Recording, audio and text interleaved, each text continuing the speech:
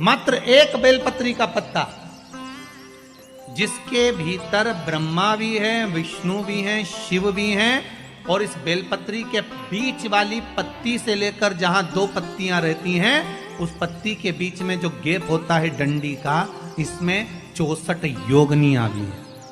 64 योगनियां देवियां भी इसके अंतर्गत विराजमान है। और उस डंडी के नीचे जहां दो पत्ती है, इस दो पत्ती के नीचे की जो लंबी डंडी रह जाती है, इसमें 33 कोटि देवताओं का भाग है।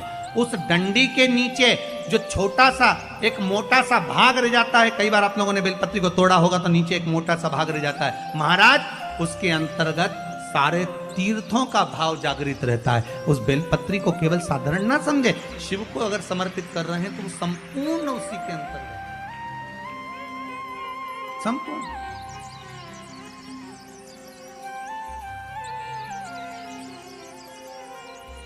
केवल आप लोगों ने बेलपत्र अगर कभी शिव जी पे चढ़ी हुई, हम तो कई बार निवेदन करते हैं कि आप उसका सेवन हफ्ते में एक बार, जिसको भी शुगर हो, बीपी हो, थायराइड हो, हफ्ते में एक बार शंकर जी पे चढ़ी हुई बेलपत्र अवधूतेश्वर महादेव के नाम से, कौन से महादेव? अवधूतेश्वर महादेव के नाम से खाना प्रारंभ कर देना चाहिए हफ्ते में एक बार। और जिसके भी घुटने में प्रॉब्लम रहती है या डॉक्टर ने बोल दिया कि घुटना बदलना पड़ेगा, तो उनके लिए निवेदन है, शिवरात्रि के दिन रात्रि को 12 बजे शंकर जी पे चढ़ी हुई बेलपत्र, भगवान शंकर पर चढ़ी हुई बेलपत्र, शिव जी के मंदिर पर ही बाहर खड़े होकर शिखर का दर्शन कर कर उस बेलपत्र को चबा चबा कर खा लीजिए। घुटना बदलने की जरूरत नहीं पड़ेगी, कभी भी घुटना बदलने की जरूरत। और कई लोगों ने प्रैक्टिकल करके देखा है, आपके बीच में ही लोग बैठे होंगे, बहुत सारे आपके भीतर बैठे होंगे। भगवान भूत भावन भूतेश्वर मेरा शंकर, मेरा कैलाशी, मेरा अविनाशी, मेरा शिव है, इस मृत्यु लोक का। पर दुनिया के लोग न जाने क्यों कहे हम कृष्ण वाले हैं, हम श्री जी वाले, हम शंकर के मंदिर नहीं जाते। वो कोई कहता हम नारायण वाले, हम शंकर को नहीं मानते, हम शंकर का प्रसाद नहीं लेते, हम शंकर के मंदिर नहीं जाते। भगवान को ऐसा बांट दिया, ऐसा बांट दिया कि शंकर के दरवाजे को जाने को तैयार नहीं होता। तो किसी ने एक बार पार्वती जी ने शिव जी से पूछा, भोलेनाथ जी कोई तुम्हारे मंदिर में नहीं आता, कोई तुम पर जल नहीं चढ़ाता, कोई तुम्हें नमन नहीं करता, सब ये मंदिर जाना, नारायण के मंदिर जाना, वो मंदिर जाना, वो देवता को रिझाना, वो देवी को रिझाना, पर तुम्हारे को कोई नहीं रिझाता। शंकर भगवान बोले मत रिझाने दे, अपने को कोई दिक्कत नहीं, अपन तो शांति से बैठे रहो। मेरे ससुर ने मुझे श्राप दिया है, दक्ष प्रजापति ने, ए शंकर मैं तुझे श्राप देता हूं कि तू शमशान में निवास करेगा। शंकर भगवान बोले उस दिन से मैं बड़ा प्रसन्न हूं, क्योंकि मैं शमशान में रहता हूं। आज किसी का भी भजन कर ले, चाहे ये राम कहे, चाहे ये कृष्ण कहे, चाहे देवी कहे, चाहे दत्त कहे, इसकी मर्जी पड़े, जितना देवी देवता पूछता फिरे, पर आखिरी में मरने के बाद तो मेरे पास आएगा ना, तब निपट लूंगा। बस उस दिन का इंतजार है। और जैसे ही मेरे पास आया, ऐसी लकड़ी में जलाऊंगा गीली कि 3 दिन ठंडा नहीं होने दूंगा। जिस पुराण को हम श्रवण करने के लिए बैठे हैं, ये पुराण कोई साधारण सा नहीं, इसको कोई साधारण सा ना समझे। भगवान शिव की जब कृपा होती है, करुणा होती है, दया होती है, तब जाकर कहीं आप भगवान शंकर की अविरल भक्ति और मुक्ति की पथ को निश्चित करने वाली शिव महापुराण की कथा श्रवण कर पाते। भगवान देवाधिदेव देव महादेव, करुणा सागर भगवान शंकर, दया सागर, जिन्होंने आप सबको यहां पर आमंत्रित करा, कहीं भोले बाबा की दया और उदारता ही है जो पूरे शहर सीहोर में ऐसा कोई भवन नहीं है जिसमें आप लोग नहीं है, ऐसा कोई भवन नहीं जहां आप लोग। और शहर तो शहर, पूरे नगर में, पूरे गांवों में, खेड़ों में, क्षेत्र में। और एक निवेदन आप सभी से,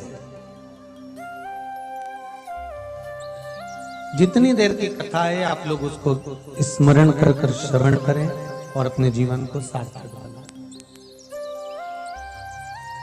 बाबा देवाधिदेव महादेव ने ये करुणा करी है, कृपा करी है, दया करी है, जिसको हम अपने जीवन में उतार सकते। बस